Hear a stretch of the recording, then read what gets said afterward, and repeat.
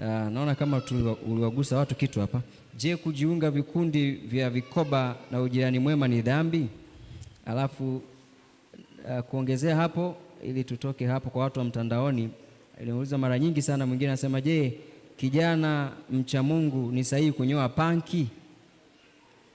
Kuna hayo maswali yameulizwa na watu wengi sana, wengi. Nilichokuwa naelezea vikoba pamoja na ujirani mwema, nilieleza tu ya kwamba ikiwa ni mshiriki muumini anachotangaza kule, anatangaza uchi wa kanisa.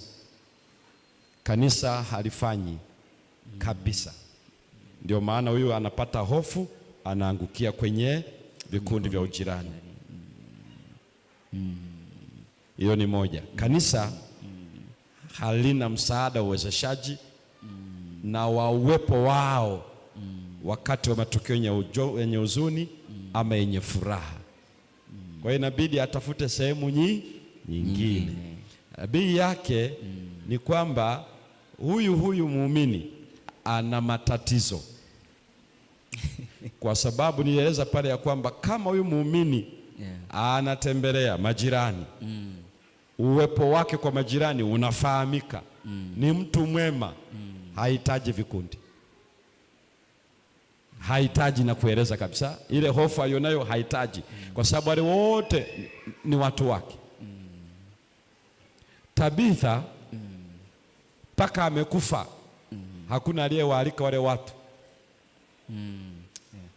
lakini walisema huyu azikwi. Tumeni mtu akamlete Petro, lakini amefanyaje? Tabitha amekufa.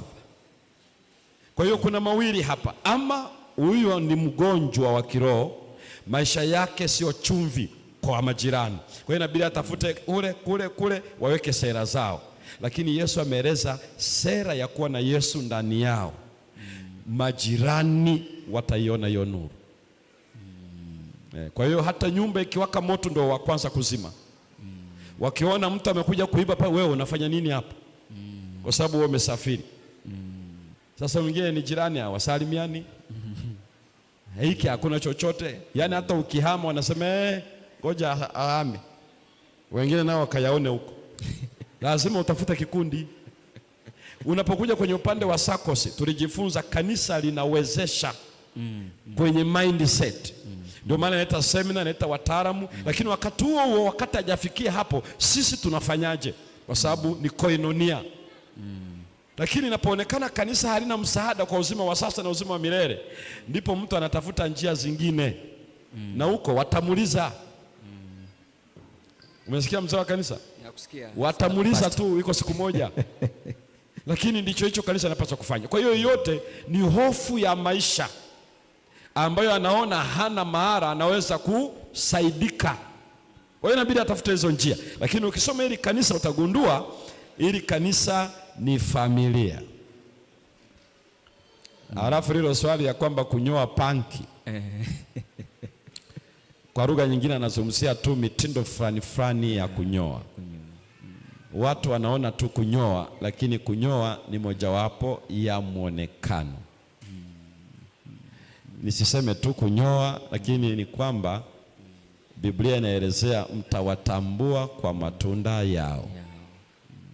Kinyozi anapitisha ile mashine kwa maelekezo ya mwenye kichwa. Namna alivyonyoa ndivyo ubongo ulivyonyoa.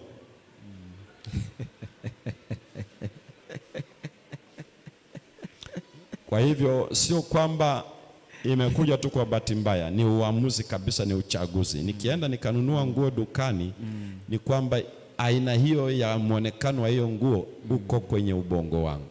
Kwa hiyo kinachofanya tu sasa ni matokeo, ninafanya uchaguzi, ninaivaa. Kwa hivyo muonekano wa nje unaangazia ulioko ndani. Huu mti,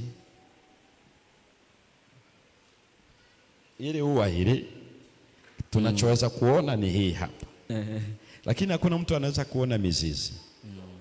Ila ili ufahamu jeuri ya hii ni mizizi. Ile mizizi ndio inaitwa hali ya kiroho.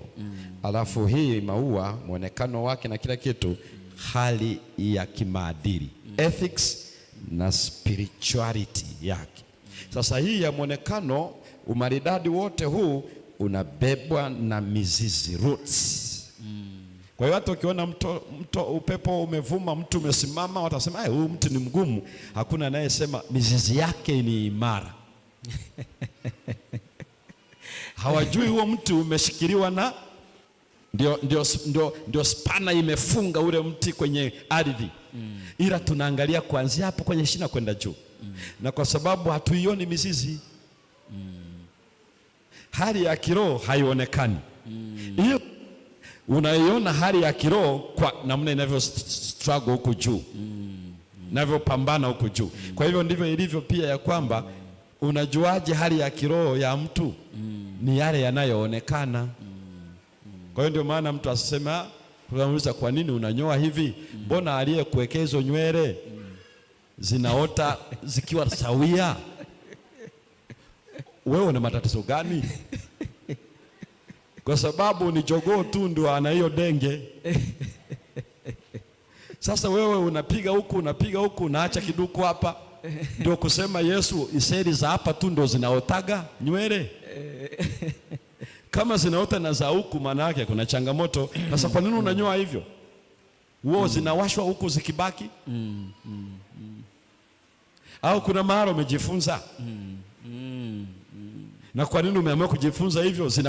Zinakuongezea nini? Kwa hiyo lazima kabla hujasema hii mtindo ukoje, nenda ufuatilie ujue kwa nini aina hii ya mwonekano katika kunyoa, katika kuvaa, katika kufanyaje, ilitokea wapi? Mimi nafikiri nitumie nafasi hii kusema ya kwamba kabla hujachukua kitu fulani, jifunze kujua kilitokea wapi, kiko kina maana gani, hivi kinamaanisha nini ninapokuwa namna ile. Ni kama una ndevu pia unanyoa